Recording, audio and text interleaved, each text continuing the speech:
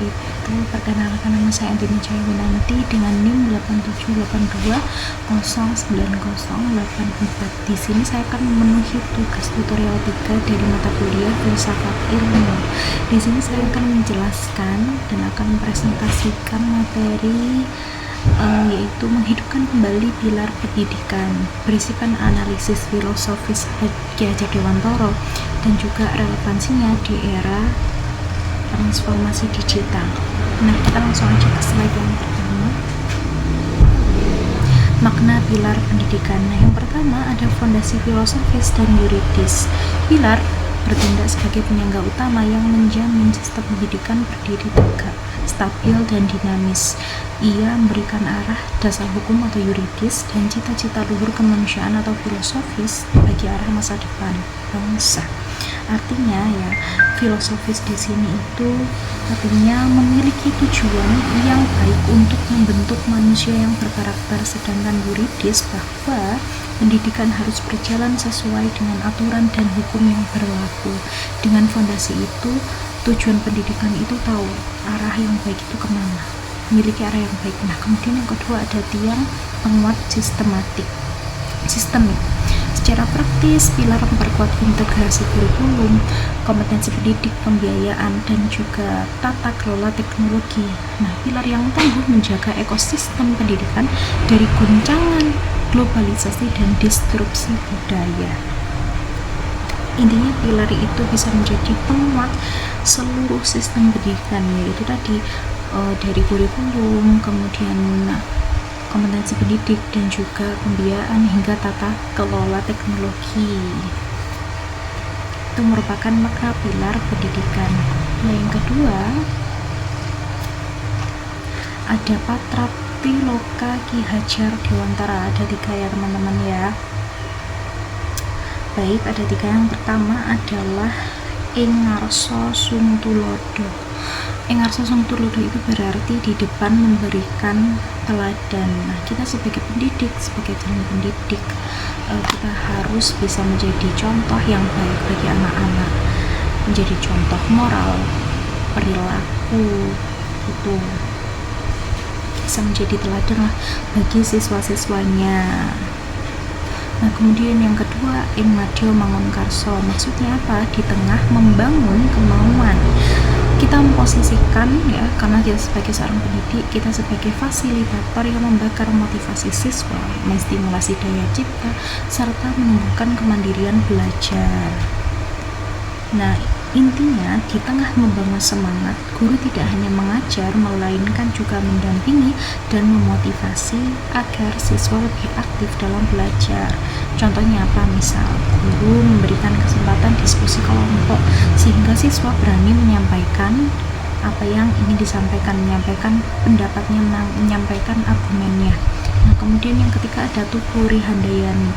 Tuturi Handayani ini berarti di belakang memberikan dorongan, memberi ruang aman bagi peserta didik dalam mengembangkan bakat minat uniknya secara bebas, namun dalam pengawasan asuh atau AMO sesuai dengan prinsip pendidikan milik Ki Hajar Dewantara.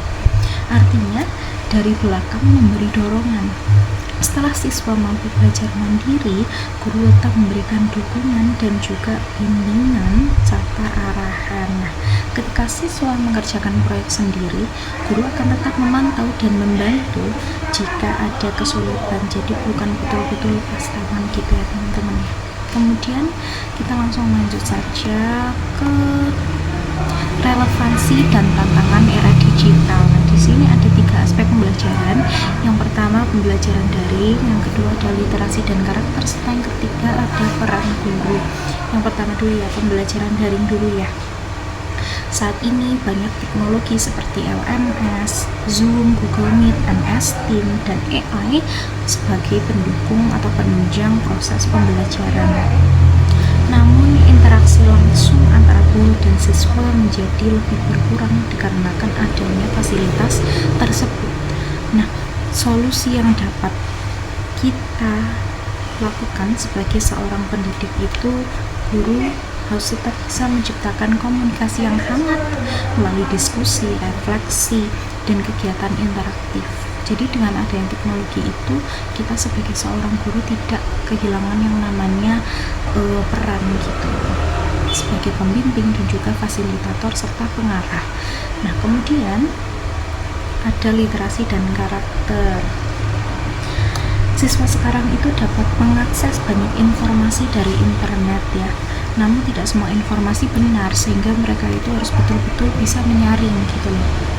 Mereka harus memiliki kemampuan untuk menyaring. Nah, kita sebagai guru, sebagai calon pendidik, perlu mengajarkan etika digital, seperti tidak menyebarkan hoax, juga memposting, meng-up memang konten-konten yang edukatif saja, jangan konten-konten yang menyebabkan huru-hara gitu ya sekarang ya. Intinya baik-baik saja, karena internet sekarang itu hampir menjadi separuh hidup setiap manusia di zaman sekarang. Kemudian ada peran guru ya. Di era digital ini guru bisa kita anggap guru itu bukan lagi satu-satunya sumber informasi, karena itu tadi ya, anak-anak bisa mengakses banyak informasi melalui internet.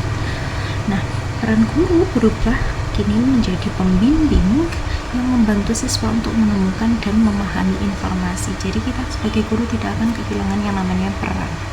Kita tetap memberikan arahan, kita tetap memberikan contoh yang baik, kita tetap memberikan pemahaman gitu, dan membantu mereka untuk memahami materi. Nah, kita langsung saja ke karakter dan literasi digital. Ini keadaban di ruang siber. Siswa masa kini merupakan digital natives. Mereka itu betul-betul ya pintar, pandai menggunakan gawai, namun rapuh dalam yang namanya beretika dalam sosmed gitu loh. Implementasi prinsip dari Mili Ki Hajar Dewantara ing ngarsa Tulodo ya, menuntut pendidik atau calon guru untuk dapat memberikan keteladanan digital. Nah, seperti bagaimana menyaring informasi yang betul, kemudian menghargai orisinilitas karya, dan juga melihara sopan santun komunikasi digital gitu. Kemudian ada refleksi pendidikan nasional. Sini mengatasi loss of human touch. Secanggih apapun kecerdasan buatan, pendidik sejati adalah penuntun jiwa manusia. Filosofi Ki Hajar Dewantara mengingatkan kita untuk menjaga keseimbangan antara asupan kognitif dan asuhan afektif. Nah, kemudian sinergi tripusat pendidikan. Tantangan digital tidak dapat diatasi sekolah sendirian. Nah, harus terwujud dengan integrasi atau kolaborasi dengan lingkungan yang memang bersangkutan, lingkungan keluarga, lingkungan sekolah, lingkungan masyarakat juga bahkan. Nah, kemudian pendidikan adaptif yang memerdekakan. Kurikulum merdeka yang menekankan personalisasi belajar, karakter Pancasila, dan pengembangan kompetensi kontekstual adalah langkah nyata untuk menghidupkan warisan berharga milik Ki Hajar Dewantara, teman-teman. Nah, intinya ya, guru itu perlu menjadi teladan dalam penggunaan teknologi agar siswa tidak hanya cerdas secara digital, tetapi juga memiliki etika dan karakter yang baik. Dari pembahasan ini dapat disimpulkan bahwa pemikiran Ki Hajar Dewantara itu masih sangat relevan di era digital. Teknologi memang harus terus berkembang, tapi nilai keteladanan, motivasi, dan pendampingan dari guru tetap menjadi kunci utama dalam membentuk generasi bangsa yang baik secara akhlak, tanggung jawab, dan juga secara kognitifnya, pemikirannya. Intinya itu kunci keberhasilan untuk membentuk karakter dan keberhasilan peserta didik. Nah, itu merupakan penjelasan dari saya. Mohon maaf apabila ada salah kata. Terima kasih. Wassalamualaikum warahmatullahi wabarakatuh.